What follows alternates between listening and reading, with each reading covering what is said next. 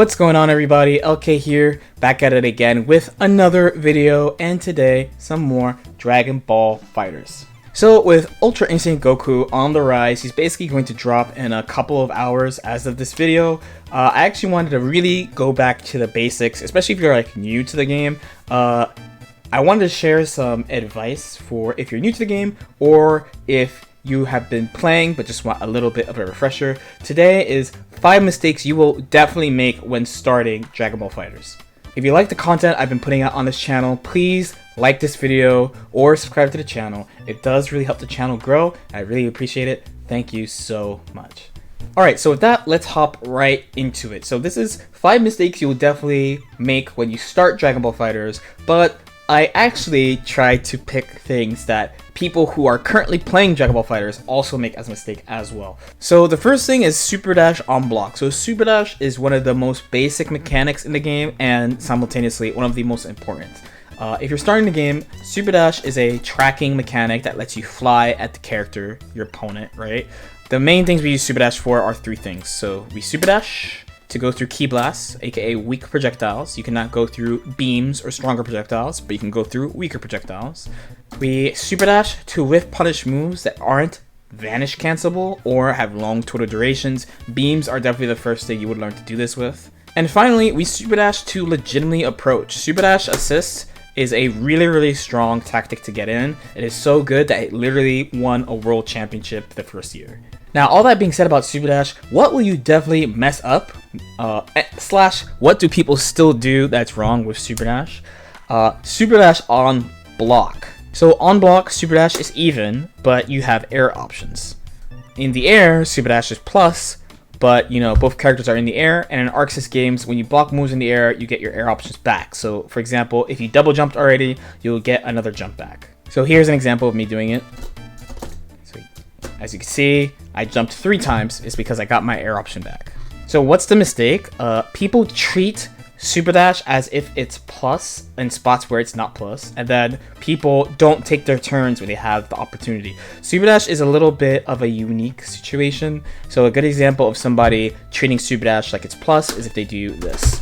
So let's look at it, right? So this is even. You can see the frame advantage drops like -14 or -16, something like that. So when you do something like that, it's clearly taking your turn. There's a space for this, but it's that you need to understand it's a risk. So there are some players I've ran into that do this by default, this type of thing by default.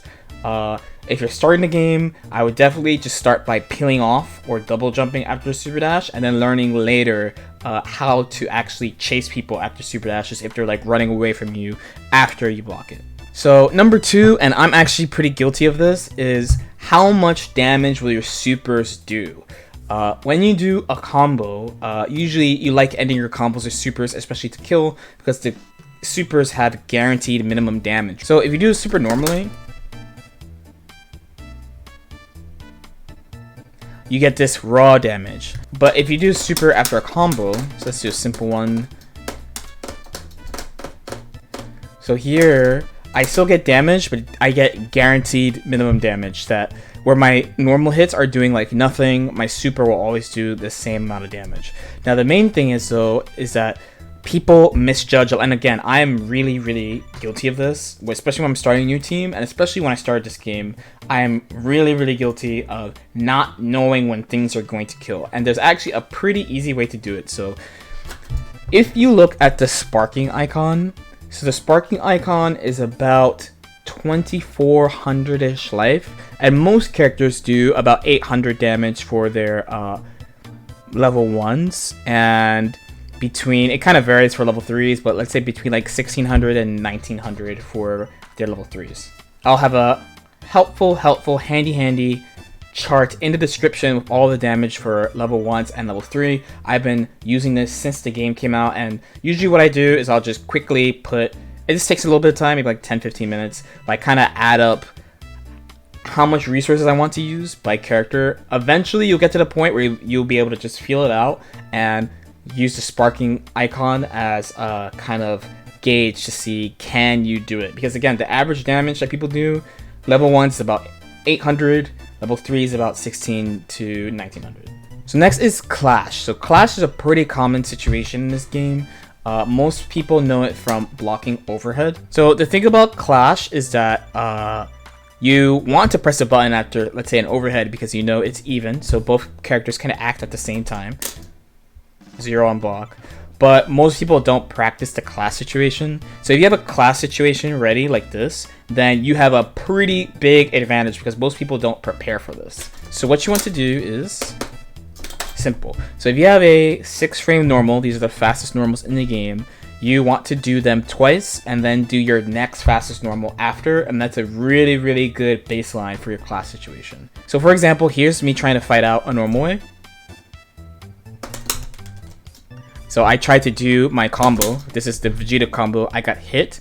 So here's me trying to clash as somebody who knows how to clash. So once somebody does this to you, there's a whole other spread of options that you could use to like fight this, work your way around this. The general thing you want to do is to do your next fastest normal as a start, but there's actually some guessing games that are in this type of situation. But at a baseline, you want to do your fastest normal twice, and you should win against most of your competition. So sparking. So there's a lot of things with sparking. So one is actually activating it.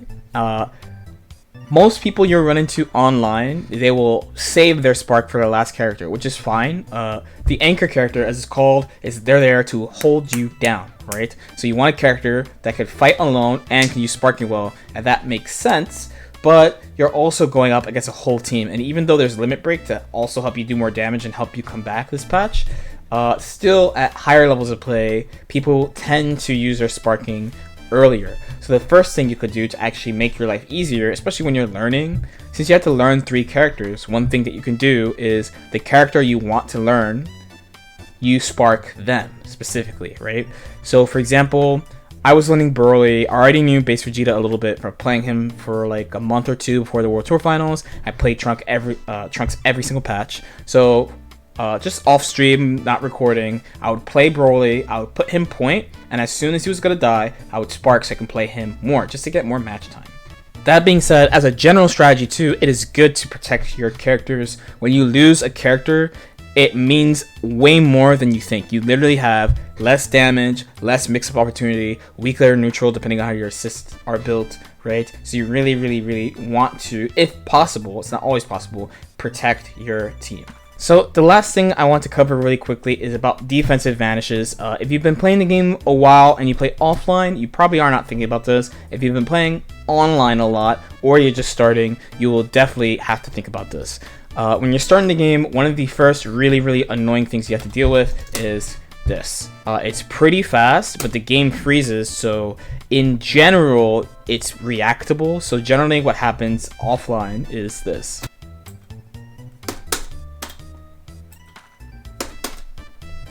Something like this. You vanish, they're vanish. Basically, all moves in the game, like 80% of the moves in the game, as a super, super general number, are vanish cancelable. So you can vanish, they're vanish, and keep your advantage. If you are not doing anything, you could punish them.